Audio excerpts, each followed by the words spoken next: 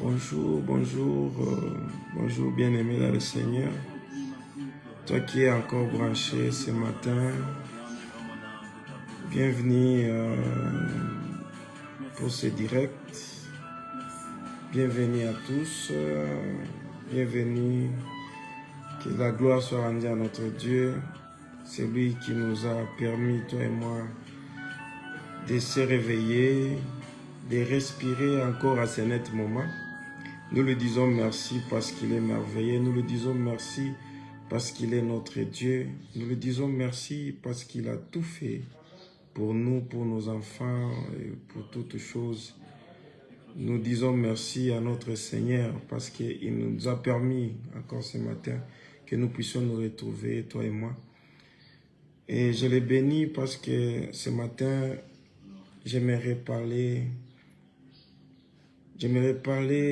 quelque chose qui ne vient pas de moi, mais j'aimerais qu'on échange sur ce que l'Esprit pourra nous inspirer ce matin et que lui seul soit notre guide et qui nous aide pour que toi et moi nous puissions trouver quelque chose d'important qui peut encore nourrir notre vie spirituelle et notre vie de pèlerin sur cette terre.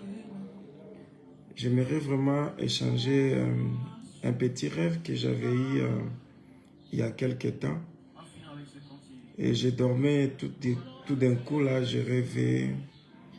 Et là, je voyais mon fils aîné qui était en train de me poser la question dans le rêve. Il me dit, papa, j'aimerais que tu éclaires ma vie. Et cette question m'avait vraiment dépassé. Il aimerait que j'éclaire sa vie, mais je me dis, voilà, j'ai toujours prié pour toi chaque jour avant de dormir. Ça, je me pose ces questions. Dans mon rêve là, je me pose cette question, je lui pose la question dans mon rêve.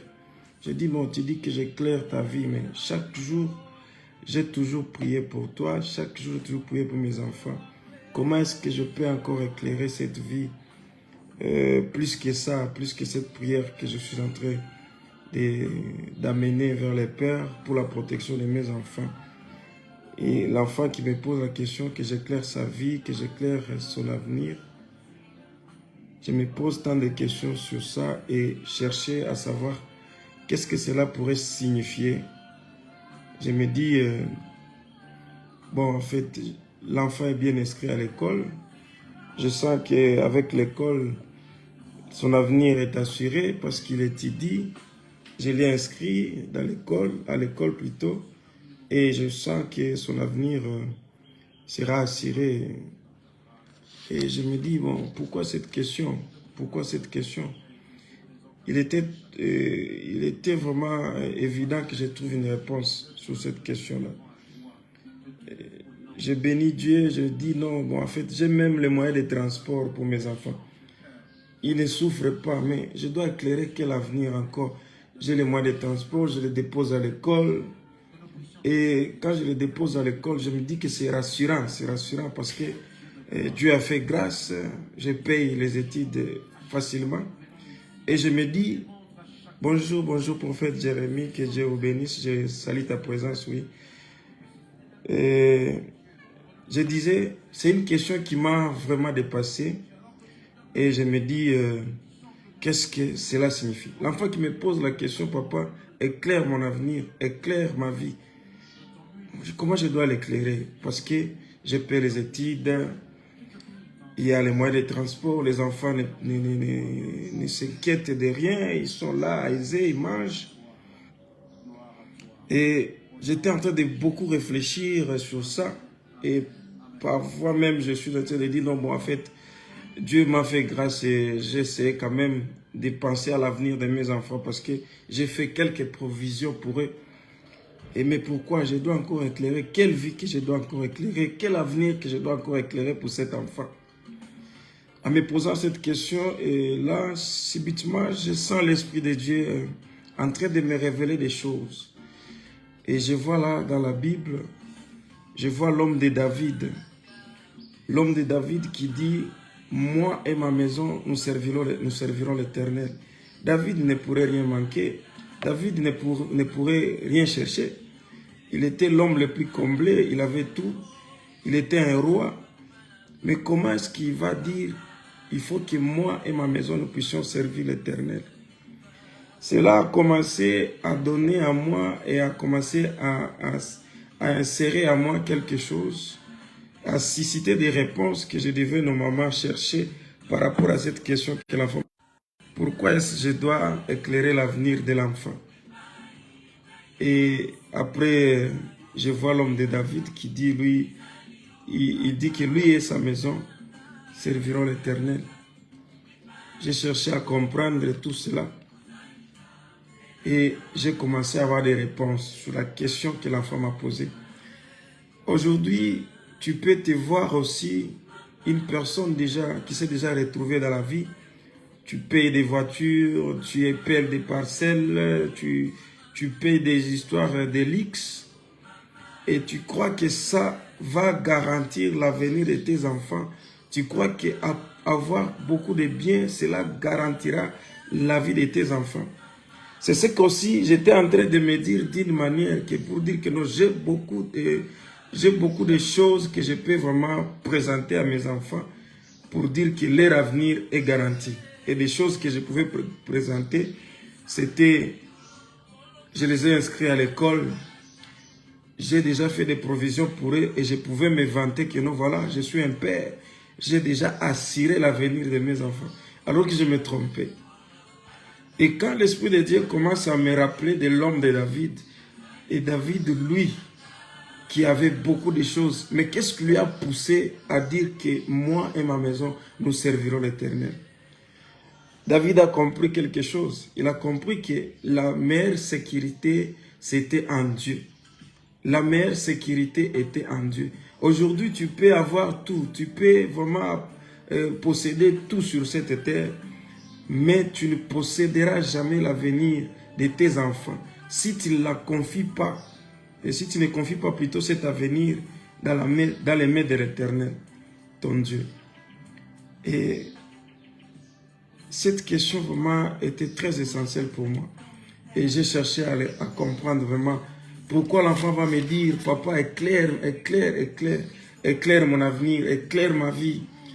En tant que parents, nous sommes responsables. Nous tenons jusque-là parce que la Bible dit, le Père, il est le Dieu sur cette terre pour ses enfants. La mère, elle est le Dieu sur cette terre pour ses enfants. Tu peux les bénir, tu peux les maudire. Donc, l'enfant avait 1000 raisons de me poser cette question, de me dire, papa, tu dois éclairer l'avenir. Et j'ai commencé à comprendre cela.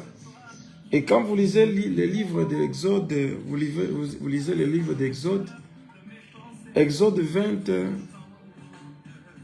vous prenez seulement Exode 20, du 1er au 6e verset, Exode 20, je crois que je peux lire un extrait pour vous.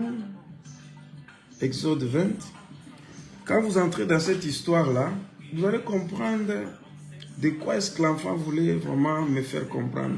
C'est quoi ce que l'Esprit de Dieu voulait que je puisse comprendre pour l'avenir des enfants, pour l'avenir de ce que je vais laisser sur cette terre, ces enfants que nous aimons tant. Quel est l'héritage, les meilleurs héritages qu'on doit leur laisser? Et vous allez voir que des fois, nous sommes très orgueilleux, nous nous tapons la poitrine pour dire que non, en fait, moi, mes enfants ne manqueront de rien, j'ai déjà préparé leur vie, j'ai déjà tout assuré. Vous vous trompez. Et là, moi aussi, j'avais cette réponse. Au plus vite, c'est la réponse que j'avais. Je croyais que j'ai tout assuré pour mes enfants. Je prie pour eux, oui. Et je les ai inscrits à l'école, oui. Et j'ai déjà fait des provisions pour eux, oui. Mais comment est-ce que je dois sécuriser leur vie future? Comment est-ce que je devais sécuriser leur vie future? Et quand vous lisez dans Exode 20, le verset 1er à 6, je peux prendre le 1er à 6, là, Dieu était en train de prononcer des paroles en disant, je suis l'Éternel. Il était en train de parler à Moïse. Et on est en train de parler à Josué, à Moïse. Et Dieu parlait à tout ce monde-là. Et il était en train de leur dire qu'il était le Dieu jaloux. Il était le Dieu qui... rien ne pouvait le comparer à lui. Il n'y a que lui qu'on doit adorer, il n'y a que lui qu'on peut vraiment glorifier dans notre vie. Et dans Exode, qu'est-ce que Dieu dit? Et il dit que moi, je vous ai sorti de la servitude. Il est le Dieu qui t'a sorti de la pauvreté pour t'amener là où tu es. Il est le Dieu qui t'a sorti du célibat pour t'amener là où tu es. Il est le Dieu qui t'a sorti des moqueries des gens pour un papa qui... Bon, on t'appelle papa parce qu'aujourd'hui tu as les enfants. Tu étais quelqu'un qui n'avait pas d'enfants. Aujourd'hui tu as mis au monde. Tu as donné des enfants. Dieu merci. Mais c'est lui qui t'a sorti. Il disait à Israël que c'est moi qui vous ai sorti dans l'Exode, que c'est moi qui vous ai sorti de la servitude. Et il y aura point d'autre Dieu que moi. Devant moi, il n'y aura point d'autre Dieu. Je suis le seul qui mérite votre adoration. Je suis le seul qui mérite votre considération. Et ce qui m'a vraiment plu ici, c'est que là, il est en train de présenter qu'il était un Dieu jaloux. Mais regarde, au chapitre, au verset 5 plutôt, qu'est-ce qu'il dit? Tu ne te prosterneras point devant d'autres dieux, et tu ne serviras point d'autres dieux. Car moi, l'Éternel, ton Dieu, je suis un Dieu jaloux. J'ai puni l'iniquité des pères sur leurs enfants jusqu'à la 3e et à la 4e génération de ceux qui me haïssent. Écoutez, écoutez. À ce moment-là, j'ai commencé à comprendre. Regardez ici. Dieu est capable de punir l'iniquité des pères jusqu'à la 4e génération. C'est-à-dire, il y a des fautes, il y a des choses que toi, papa, tu peux faire aujourd'hui. Tu crois que tu les fais pour toi seul. Tu les fais à huis clos. Personne ne te voit. Il y a des choses que tu es en train de faire qui peuvent se répercuter sur tes enfants jusqu'à la 4e génération. C'est à ce moment-là que j'ai commencé à comprendre une chose. Bien sûr que je peux payer des choses de luxe à mes enfants. Je peux laisser des besoins à mes enfants. Mais tant que je ne serai pas un parent exemplaire devant Dieu et devant les hommes, il y aura cette colère de Dieu qui peut tomber à tout moment. Il y aura cette malédiction qui peut venir des hommes. Lorsque moi, je ne suis pas vraiment en bonne relation avec Dieu, il y a cette malédiction qui peut tomber sur moi. Et si la Bible l'assure que notre Dieu est en mesure, parce qu'il nous a créés à son image, il est en mesure de punir jusqu'à la 4e génération. Et de la même manière, il y a des malédictions qui peuvent tomber jusqu'à la 4e génération. Et j'ai commencé à comprendre cette chose-là. C'est-à-dire l'enfant avait totalement raison. De me dire, papa, tu dois assurer l'avenir, tu dois protéger ma vie. En tant que père, nous devons protéger la vie de nos enfants. Nous devons protéger le futur, notre progéniture. C'est nous les éléments clés. Nous sommes éléments clés en tant que parents de faire atterrir une bénédiction durable pour nos enfants. Et c'est là, nous devons nous assurer que nous sommes en bonne relation avec Dieu. Nous devons nous rassurer que nous sommes en bonne relation avec notre entourage, en bonne relation avec ceux qui nous entourent.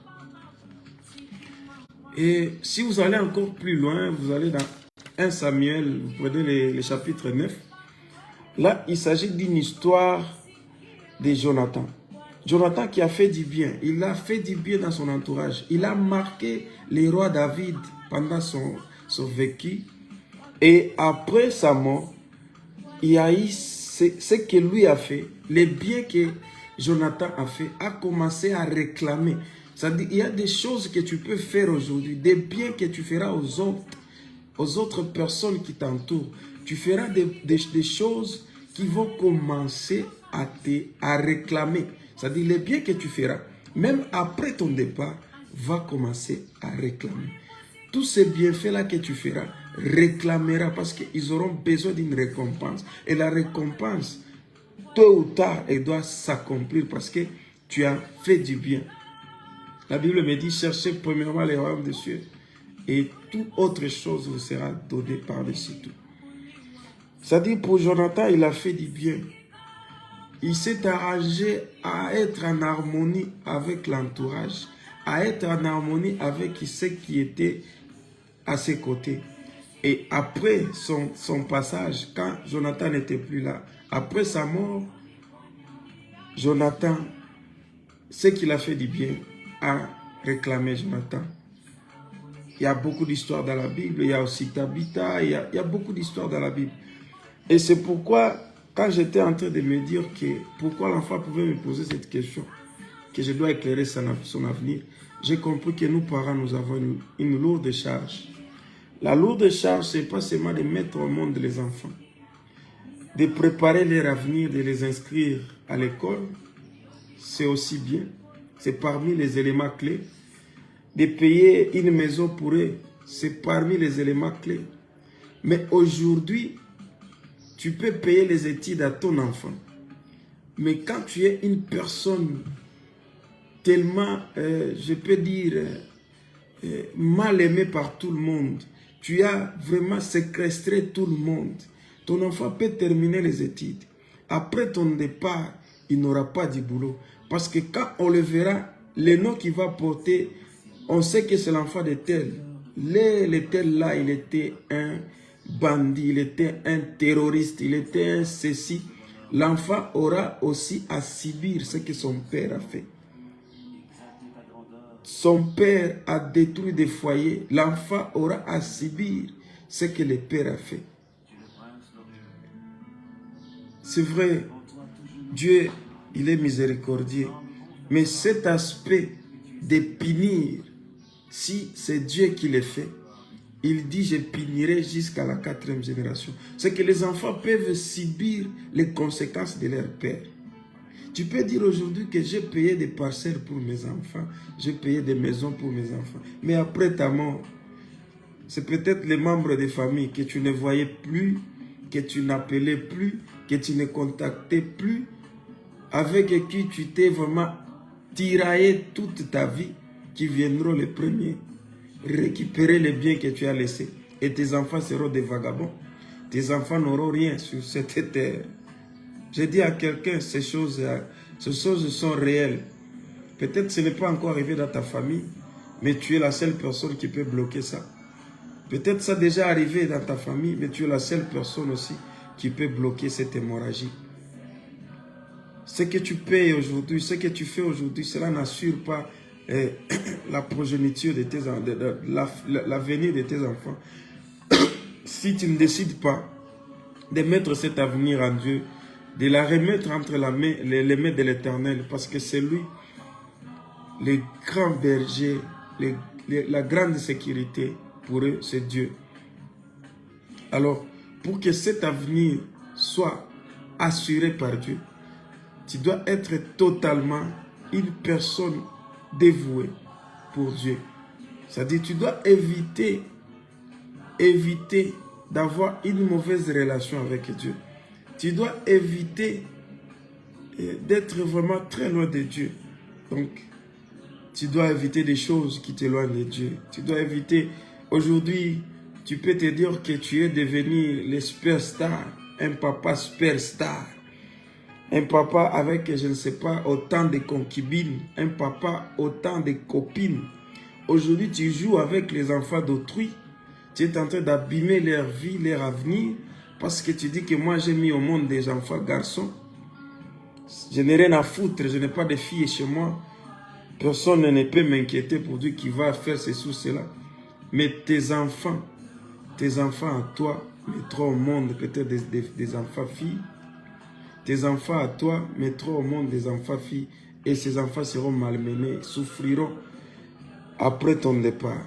Arrange l'avenir de tes enfants. Ne permets pas à ce qu'il y ait une punition jusqu'à la 4e génération après toi. Toi, commence par arranger. Toi, commence par sarcler. Toi, commence par aplanir. Et si toi, tu as plani, tu seras les bons créateurs, parce que créé à l'image de Dieu, tu seras les grands sauveurs de ta progéniture. Tu es à mesure de sauver ta progéniture. Aujourd'hui, tu es à mesure de sauver ta progéniture. Arrête de faire ce que tu fais. Arrête de détruire les vies des gens. Arrête de détruire, de saccager les foyers des autres. De mettre du désordre dans les foyers des autres. Aujourd'hui, tu es stable, mais peut-être tes enfants seront instables à cause de ce que toi, tu as fait.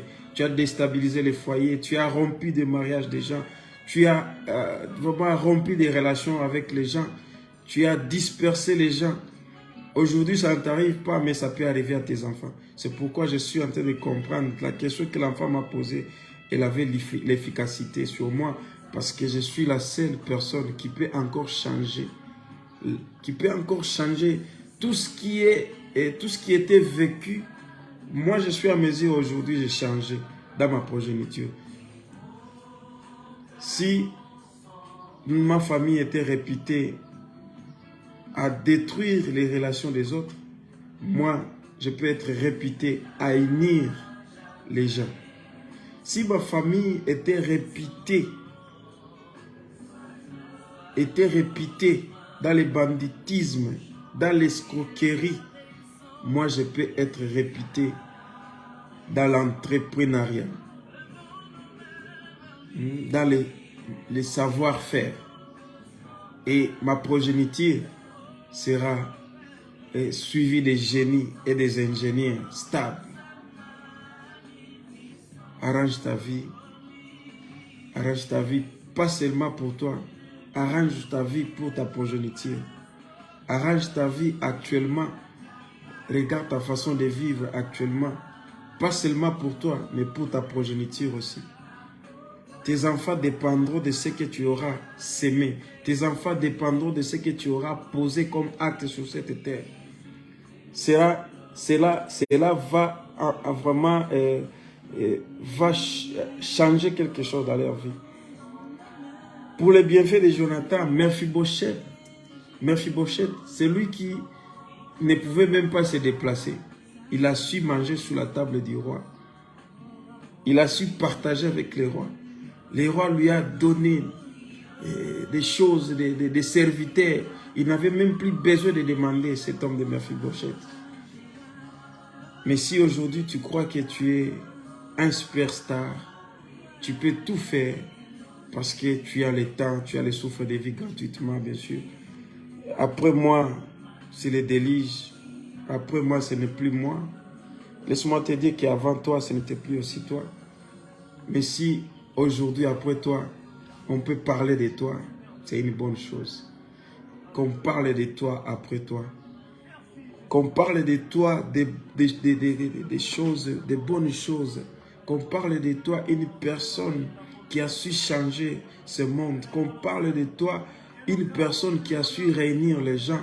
Qu'on parle de toi une personne qui a su vraiment aligner les choses là où ça n'allait pas. Aime ton Dieu. Respecte ses lois. Sois celui qui fait tout le nécessaire pour être en bon terme avec Dieu. Sois celui qui fait tout le nécessaire pour être en bon terme avec son entourage. Pas celui qui est en train de détruire les relations des gens. Pas celui qui est en train de briser les cœurs des autres. Mais celui qui est en train de cultiver la paix. Celui qui cultive la paix autour de lui. Qu'on parle de toi, d'une personne rare, d'une personne recherchée, d'une personne si bon.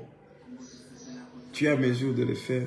Tu es à mesure de changer ta vie. Tu es à mesure de te donner encore beaucoup plus. Tu es à mesure d'être quelqu'un, pas plus que parfait, mais tu peux être parfait, je te dis. Tu peux faire des choses qui émerveillent tout le monde. Sois confiant en Dieu. Sois confiant en toi-même.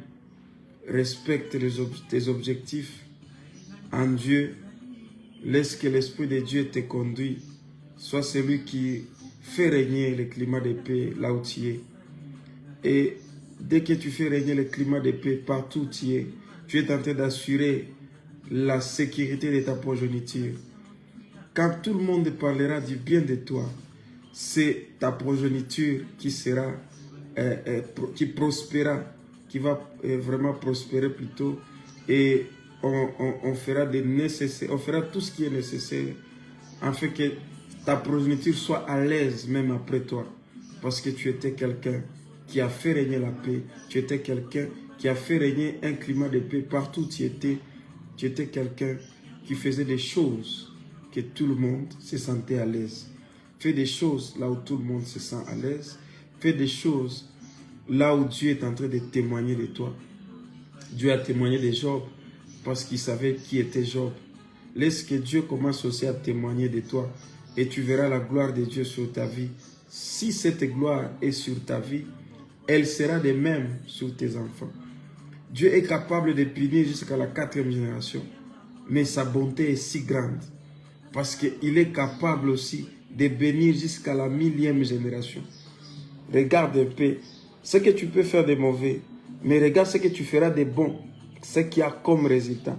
Il peut bénir jusqu'à 1000e génération pour ceux qui lui ont été fidèles, pour ceux qui ont été vraiment intègres en Dieu. Il bénira leur progéniture jusqu'à la 1000e génération. Ta bénédiction, tu peux la planter maintenant. Tu peux planter ta bénédiction maintenant. Commence à planter ta bénédiction maintenant pour t'assurer une bénédiction jusqu'à la 1000e génération. C'est-à-dire tes enfants ne souffriront pas. Si tu es en Dieu, si tu te confies en Dieu, si tu les laisses en Dieu, ces enfants-là ne souffriront pas. Ta progéniture-là ne souffrira pas. Que Dieu vraiment te bénisse et qu'il fasse de toi un véritable héros.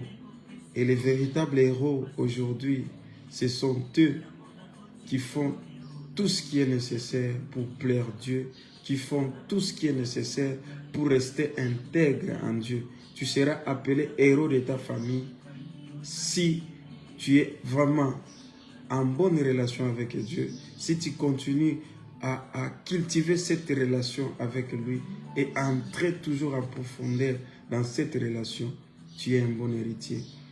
Alors je bénis vraiment celui qui m'a écouté, je bénis celui qui va vraiment m'écouter aussi et je bénis ta journée, soit celui qui sera intègre, soit celui qui sera un héros pour sa progéniture, protéger ses enfants ce week-end, qui te protège aussi, qui te comble et que tu sois aussi fidèle à lui.